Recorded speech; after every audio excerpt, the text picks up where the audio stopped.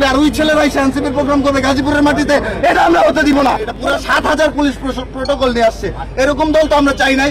আমাদের জনগণ প্রোটোকল দিবে, জনগণ আমাদের ঢাল হয়ে দাঁড়াবে এখানে। আমি জানি না সবাই অপরাধী কিনা, আমার কাছে যতগুলো তথ্য আসছে ম্যাক্সিমাম নিরপরাধ মানুষ।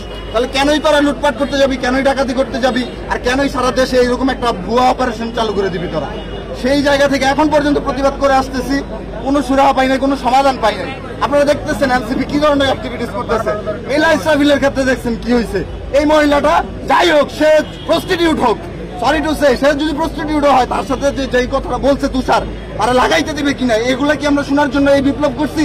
হ্যাঁ, লাগালাগি প্রসঙ্গ আসবে আর ওই ছেলেরা এনসিপির প্রোগ্রাম করবে গাজীপুরের মাটিতে, এটা আমরা হতে দিব না, কোনো ক্রমেই হতে দিব না।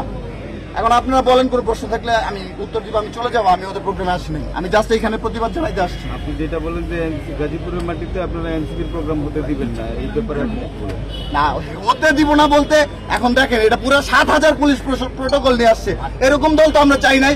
আমাদের জনগণ প্রোটোকল দিবে, জনগণ আমাদের ঢাল হয়ে দাঁড়াবে এখানে। আমি কালকের আগের দিন শুনে আসছি জিএমপিতে ৭,০০০ গেস্ট আসছে পুলিশের লোকজন, এইরকম দল তো আমরা চাই নাই, এখনো নিবন্ধন পাই নাই। তাহলে তো এটা কিংস পার্টি, ১০০% কিংস পার্টি। মানুষ যে বলে, মানুষের কথার পিছনে তো যৌক্তিকতা আছে। বলেন, আর কি প্রশ্ন আছে? আমার লাস্ট কথা হচ্ছে, এটার সাথে আমরা টোটালি মানে ডিসকানেক্টেড। এটার সাথে সাধারণ বিপ্লবী ছাত্ররা এই প্রোগ্রামে টোটালি বর্জন করছে।